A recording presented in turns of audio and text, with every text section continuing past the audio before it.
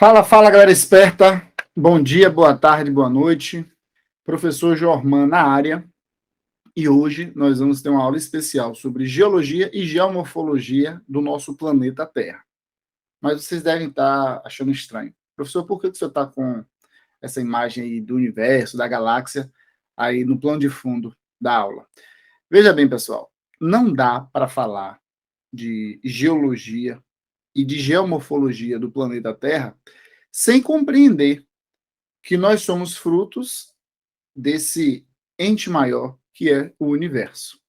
De acordo com a ciência, o universo ele teria se iniciado há cerca de 20 bilhões de anos atrás, a partir de uma grande explosão, que nós denominamos de Big Bang. Desses 20 bilhões de anos, mais ou menos, vários elementos químicos foram sendo formados. O primeiro deles, o hidrogênio. E aí vem as forças radioativas, eletromagnetismo, a força da gravidade, tudo mais vai se organizando nesse universo. Há cerca de mais ou menos 15, 16 bilhões de anos atrás, foi formado o Sol, que é o nosso astro-rei, que ilumina os planetas aqui do nosso sistema solar. E há cerca de 4,5, 4,6, alguns cientistas acreditam que até 5 bilhões de anos tenha sido formado a Terra. Ou seja, se comparado à idade do universo e mesmo do Sol, a Terra é um planeta jovem, recente, ainda em formação e em constante transformação. Mas chega de enrolação, porque para falar de explosão, de Big Bang, formação do universo da Terra, fica difícil se nós não visualizarmos. E é este convite que eu faço para vocês agora. Vamos ver um vídeo curto, que fala sobre a formação do universo, sobre o Big Bang. Vamos dar uma olhadinha nele aqui agora.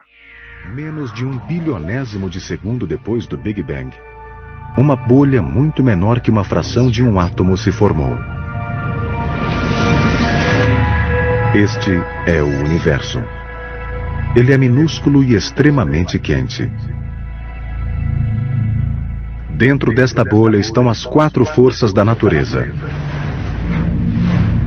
gravidade, eletromagnetismo e as forças nucleares forte e fraca combinadas em uma superforça. De repente, a gravidade se separa da superforça enquanto o universo se expande. Enquanto o universo continua expandindo, ele esfria, formando uma explosão de energia, alimentando a hiperinflação do universo sugerida por Alan Guth. A inflação cósmica estabelece a uniformidade do universo registrada pelo satélite WMAP. O universo ainda não tem um segundo de idade quando a superforça se divide nas forças da natureza. 3 minutos após o Big Bang, a temperatura do universo cai para 550 milhões de graus Celsius. Frio o bastante para permitir a formação do núcleo atômico. É quando surge o elemento hidrogênio. Alguns átomos de hidrogênio se fundem criando o hélio, como na teoria proposta por Gamow e Alpher. 380 mil anos depois, a luz viaja pela escuridão. A explosão de radiação descoberta por Penzias e Wilson acontece agora.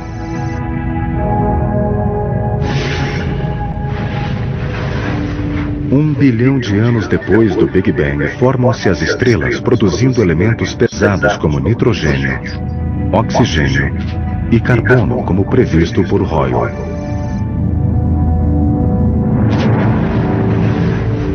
Após 9 bilhões de anos, a matéria e a gravidade se combinam, formando uma estrela perfeita. A pressão cria calor em seu núcleo, acionando a fusão termonuclear. Nasce uma estrela. O fluxo estelar remove os gases residuais. Um disco de poeira se forma ao redor da estrela e eventualmente se expande, gerando uma série de planetas e luas. Um destes blocos de poeira estelar, após ser golpeado por fragmentos solares ao longo de éons, apresenta uma temperatura adequada para permitir a formação de água em sua atmosfera. A água em estado líquido se acumula na superfície do planeta. Debaixo da água, misteriosas reações químicas acabam gerando a vida. 13,7 bilhões de anos depois do Big Bang, nosso universo se expande por 150 bilhões de anos-luz.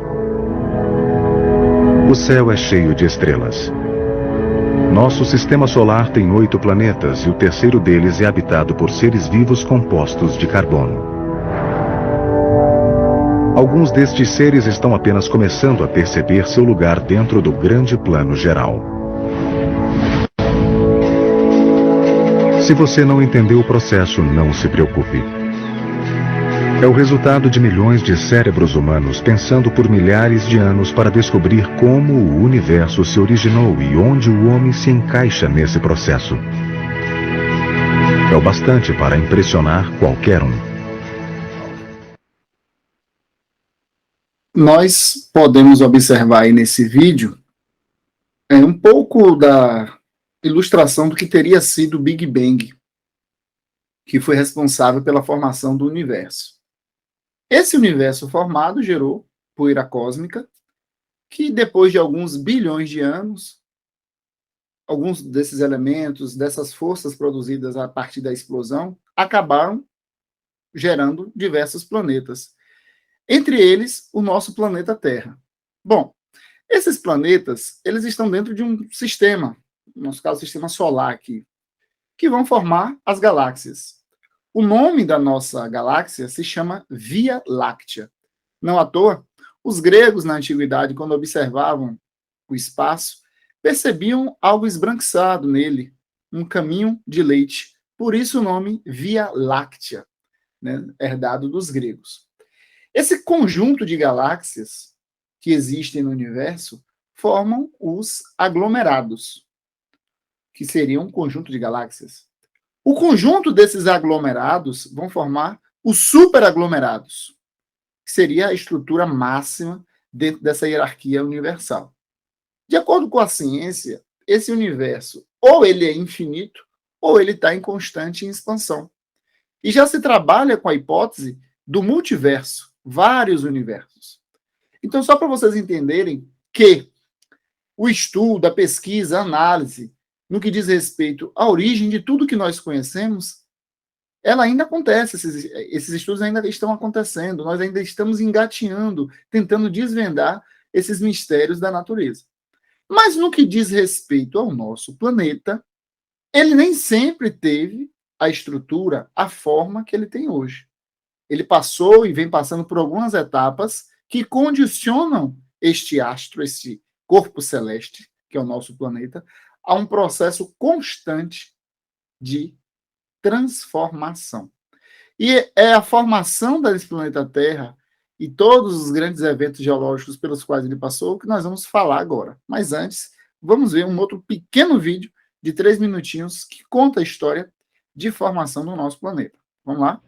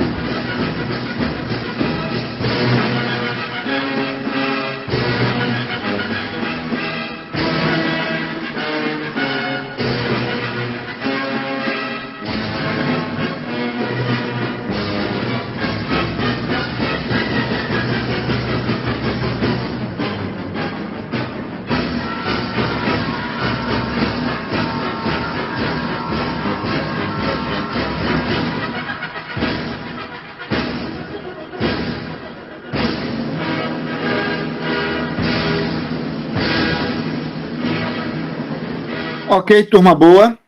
Então, nós vimos aí um pouquinho da formação do planeta Terra. Evidentemente, vocês perceberam que todo momento o vídeo, apesar de curto, fazia alusão aos vulcões, a essa lava, nesse material viscoso, que na verdade é rocha líquida, rocha derretida que sai e que é expelida pelo interior do nosso planeta. E que, na verdade, o nosso planeta, nos primórdios, era apenas isso. A Terra era uma imensa bola de fogo. Era um composto de simplesmente rocha derretida. E em condições como essa, a vida era quase impossível de existir. Na verdade, a vida era impossível de existir nos primórdios da Terra. As temperaturas eram elevadíssimas. Não havia uma superfície sólida ainda estabelecida. Então, o planeta precisou passar por algumas adaptações, por períodos longevos, até chegar a permitir a existência dos primeiros seres vivos em nosso planeta, certo? E toda essa transformação acabou produzindo uma estrutura muito especial no nosso planeta Terra. Ó, vejam bem, a nossa amada Terra, que era uma imensa bola de fogo, deixa eu me afastar aqui, vocês estão vendo aí a estrutura do nosso planeta. Crosta terrestre, que seria a camada mais superficial do nosso planeta, manto, núcleo interno e núcleo externo. Cortou aqui, mas essa seta é a crosta terrestre, está indicando a nossa crosta, que é a camada do planeta onde nós pisamos, onde nós construímos, praticamos agricultura, onde nós vivemos. É a camada mais fina, seria a casca do ovo, é nela que nós habitamos. Logo abaixo dela, nós vamos ter o manto que abriga esse material viscoso chamado magma, e quando é expelido para a superfície do planeta, é chamado de lava. E ainda temos o núcleo interno e o núcleo externo, que é formado basicamente de níquel e ferro. Então, essa é a estrutura interna do nosso planeta. Mas até o planeta chegar nessa condição que ele possui hoje, ele passou por algumas etapas. Quando ele era apenas uma imensa bola de fogo, sem condições de permitir a vida, uma camada muito grande de gases também envolveu todo o nosso planeta. Uma camada espessa de gases, na verdade. Só tinha vulcões, só expelia lava. Onde tem fogo, tem fumaça. E esses gases, de acordo com a ciência, envolveram a atmosfera da Terra, bloqueando a passagem dos raios solares. Sem a presença da luz solar para aquecer esse planeta, lentamente, mas muito lentamente, esse planeta foi se resfriando. Se resfriando, se resfriando, se resfriando, e devagarzinho, boa parte desse magma viscoso, líquido, ele também ia endurecendo, ficando mais rígido, formando as rochas do nosso planeta e, possivelmente, mais tarde, a nossa crosta terrestre. Mas, professor, rocha, fogo, como é que a vida vai existir? Lembra dos gases que envolveram a atmosfera terrestre e que impediram a passagem da luz solar? Pois é, eles voltaram para a Terra, acredita a ciência, na forma de chuva. Os átomos de hidrogênio e de oxigênio se organizaram de tal forma que permitiram que boa parte desses gases voltasse para a Terra no formato de chuva, formando a água em nosso planeta. Olha que coisa harmônica, mas ao mesmo tempo bem demorada, bem lenta, se comparada a um prazo de vida de um ser humano, por exemplo. Pois bem, só que esta casca de ovo, que é a crosta terrestre, hoje ela é fraturada em mais de uma dúzia de partes, que são as chamadas placas tectônicas. Mas nem sempre foi assim. O nosso planeta, nele havia apenas um único continente, um supercontinente, chamado Pangeia, todas as terras em grego. Por outro lado, se só tinha um continente, só existia um oceano. Um oceano. Não era o Atlântico, o Pacífico, o Índico, como a gente conhece hoje. Havia apenas um único oceano. E esse oceano se chamava Pantalassa. Então, todas as terras, Pangeia, todas as águas, Pantalassa. Mas para a gente se situar, entender o que é essa placa tectônica, o que foi essa Pangeia, por que ela se separou no movimento chamado deriva continental, tem outro videozinho explicativo para a gente compreender o que foi essa deriva continental. Então vamos lá. Já que a gente está no embalo, vamos ver o próximo vídeo. Um momentinho só. África, Brasil, duas terras separadas por um oceano gigante, o Atlântico. Dois lugares distantes, mas com tanta coisa em comum. Nossos povos, nossa música e as tradições. África e Brasil têm ligações profundas, bem mais antigas do que muita gente imagina.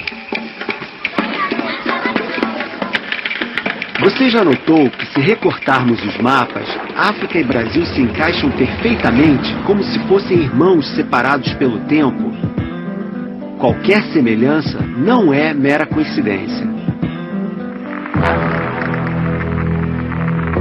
A formação do nosso planeta é o tema do capítulo de hoje.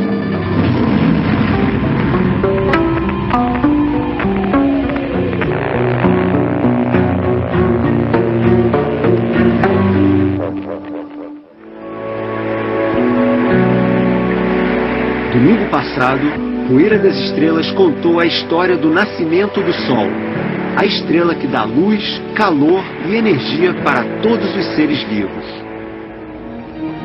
Cerca de 4 bilhões e meio de anos atrás, ao mesmo tempo em que surgiu o Sol, formaram-se os planetas do nosso sistema solar, como a Terra. Mas a Terra naquele tempo era bem diferente do que estamos acostumados a ver hoje.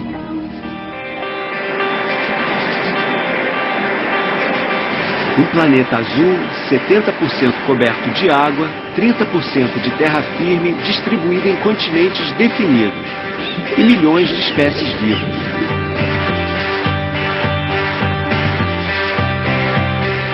Muito tempo atrás, o mundo era o próprio inferno, um planeta ainda em formação.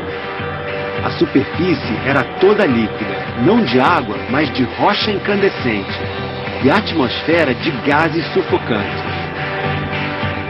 Partes da Terra permanecem desse jeito até hoje.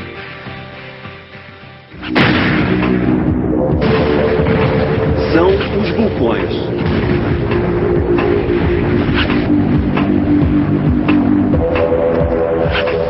Vulcões ativos nos remetem diretamente à infância da Terra. É como fazer uma viagem ao passado, mais precisamente 4 bilhões e meio de anos atrás, quando a Terra, o Sol e os planetas tinham acabado de nascer.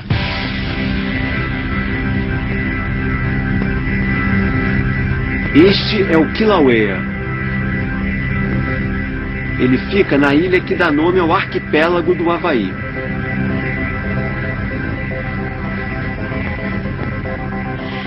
Nesta parte da Terra, existem tantos vulcões que a região é chamada de Círculo de Fogo do Pacífico.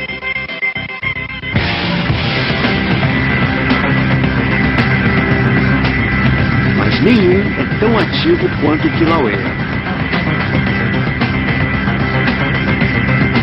Ele entrou em erupção em janeiro de 1983 e não parou mais.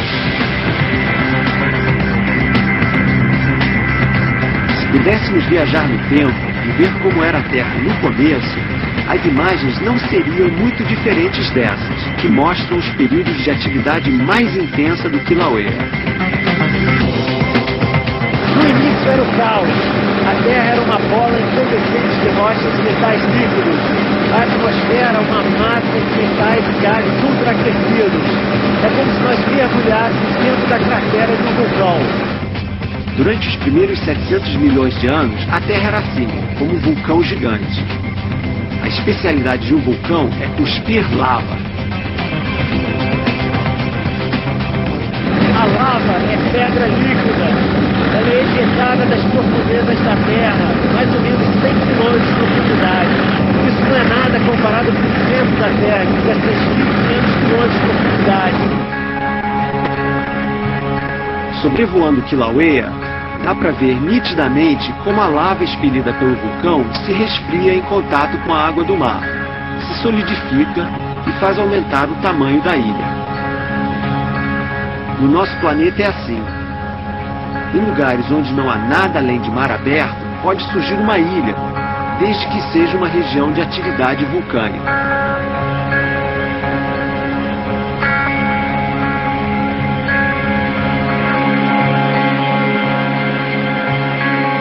Aos poucos a lava se resfria e fica sólida. O mesmo aconteceu com a superfície do nosso planeta, só que no caso da Terra foram necessários 600 milhões de anos.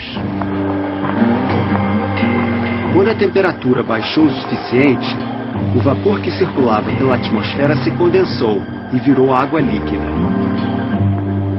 Muito tempo se passou e então, cerca de 200 milhões de anos atrás, a Terra finalmente começou a ficar parecida com o que é hoje. A maior parte da superfície já estava coberta de água, mas havia um único continente, chamado Pangeia. Pangeia, em grego, quer dizer todas as terras juntas. Foi essa imensa massa de terra que deu origem aos continentes que conhecemos hoje. Isso aconteceu por causa de um processo muito lento chamado deriva continental. A camada mais externa da Terra, sólida, é dividida em diversas placas tectônicas, como são chamadas. Essas placas flutuam sobre o interior da Terra, que ainda contém rocha líquida. Aos poucos, ao longo de milhões de anos, elas se distanciaram, até chegar ao que é hoje. É por isso que África e Brasil parecem se encaixar perfeitamente. Afinal, muito tempo atrás, as duas regiões eram uma coisa só. A deriva continental não parou até hoje. África e Brasil continuam se distanciando. A cada ano se separam mais alguns centímetros, mais ou menos na mesma velocidade com que as unhas crescem.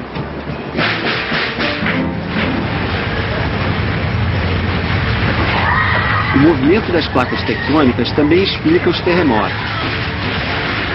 A Terra treme quando as placas resvalam umas nas outras. O movimento é causado pelo calor do interior da Terra e pelo acúmulo de gases.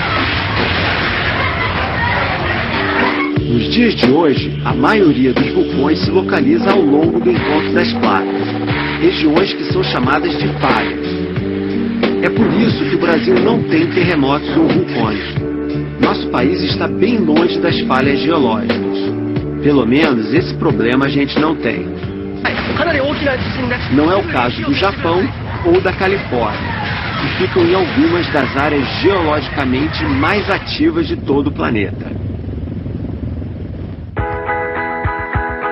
Mas nem tudo é destruição.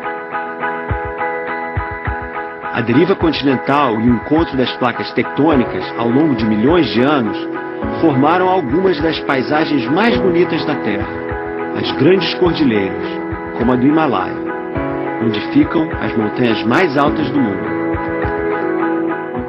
Beleza, turma. Beleza, beleza. Espero que tenha ficado claro para vocês esse processo, né, de formação do universo, Formação da Terra, as placas tectônicas, é muito importante. Uma coisa que eu queria que vocês estabelecessem uma diferença. Na verdade, o Big Bang é uma teoria na qual a ciência encontrou alguns elementos para tentar explicar a formação do universo, dos outros planetas e a própria origem da vida na Terra. Além da teoria do Big Bang, né, que vai mostrar que para existir vida tem que haver água, é isso que as sondas espaciais fazem quando vão a Marte, por exemplo, sempre em busca de água, porque se existe água, existe vida. Porque foi esse o processo que permitiu a existência da vida aqui na Terra, o surgimento da água. E aí vem os seres unicelulares, procariontes, eucariontes, e por aí vai, as algas, até chegar em seres mais complexos, como os répteis, anfíbios, mamíferos, que nós conhecemos hoje, as próprias aves, e por aí vai. Além da teoria do Big Bang, nós temos uma teoria criacionista, que inúmeras religiões mundo afora criaram também os seus mitos para tentar explicar como surgiu a Terra. A teoria mais conhecida, criacionista mais conhecida, ocidental, é aquela teoria judaica cristã, que diz que o mundo foi construído em 6 dias e no 7º, Deus, o Criador, descansou. Né? O livro sagrado, a Bíblia, dos cristãos, a Torá judaica, o Corão do islamismo, trazem um pouco dessa história. São 3 grandes religiões monoteístas e que explicam o mundo de acordo com sua concepção religiosa, não desmerecendo, não fazendo nenhum tipo de análise pejorativa, mas só para constatar. Existe a teoria criacionista e existe a teoria do Big Bang, tá? Só para a gente poder fazer essa diferenciação. Outra coisa importante, diante do que a gente viu, é entender que os terremotos e os vulcões, que são processos internos do planeta Terra, chamados de forças endógenas. Vou escrever aqui no chat, forças endógenas, que são forças que atuam do interior da Terra em direção à superfície. Além de ser essas forças destrutivas, causam morte de pessoas, elas são forças essenciais para a manutenção da vida na Terra. Terremotos e vulcões, eles já existem antes mesmo da vida existir no planeta Terra. Então é necessário que nós possamos observar essas forças a partir de agora, não apenas como forças destrutivas, que causam calamidade, levam à morte, não. São forças naturais e essenciais para a vida na Terra. Infelizmente, nós vemos aí que muita gente é dominada pelo medo, e aí é comumente dito, tem tsunami, tem terremoto, tem vulcão, é Deus castigando, é o fim do mundo. Pô, gente, por favor, essas forças existem no planeta Terra há muitos e muitos milhões de anos. E o conjunto dessas forças naturais permitiu que a Terra se organizasse para abrigar a vida na Terra. Então, elas também são forças que transformam o nosso planeta, que indicam que nosso planeta está em constante transformação e não estático, parado, em berço esplêndido. Muito pelo contrário, nosso planeta é dinâmico, e essas forças é que traduzem isso. Essas forças são responsáveis por formar as nossas rochas, por renovar os nutrientes dos nossos solos, por formar as grandes cadeias de montanhas que existem no mundo e que, por consequência, vão formar os grandes rios que vão abastecer as populações, que vão irrigar as plantações. Então, são forças essenciais para a vida. Cabe a cada um de nós nos esforçar enquanto sociedade, enquanto seres humanos, para encontrar alternativas para conviver da melhor forma possível com essas forças, terremotos, vulcões e tsunamis, porque elas são forças naturais. Antes de nós chegarmos aqui à Terra, elas já existiam. Então, cabe a cada um de nós procurar, né, enquanto sociedade, enquanto seres avançados, evoluídos, criar alternativas para melhor conviver com essas forças. Gente, na aula de hoje, então, nós falamos da formação do universo, teoria do Big Bang, formação do nosso planeta Terra, um pouco de placas tectônicas, vimos as forças endógenas, esses agentes, né, os terremotos, vulcões e tsunamis, vimos também a estrutura interna da Terra, crosta, manto e núcleo, e para a próxima aula nós vamos ver um pouquinho das características do relevo. Hoje nós falamos de geologia, na próxima aula a gente vai falar um pouquinho de geomorfologia, como é que está organizado as rochas, os relevos na Terra, qual a importância de estudar isso, como é que isso interfere no meu cotidiano, no meu dia a dia. Então, aguardem cenas dos próximos capítulos, a próxima aula. Espero que vocês tenham gostado desse conteúdo, que com certeza vai ajudar vocês a resolverem os exercícios de vocês e aprender um pouco mais, tá certo? Então, até a próxima. Um forte abraço. Beijo a todos, tá certo? E compartilha aí com os colegas de vocês esse vídeo, beleza? Tamo junto. Valeu, galera!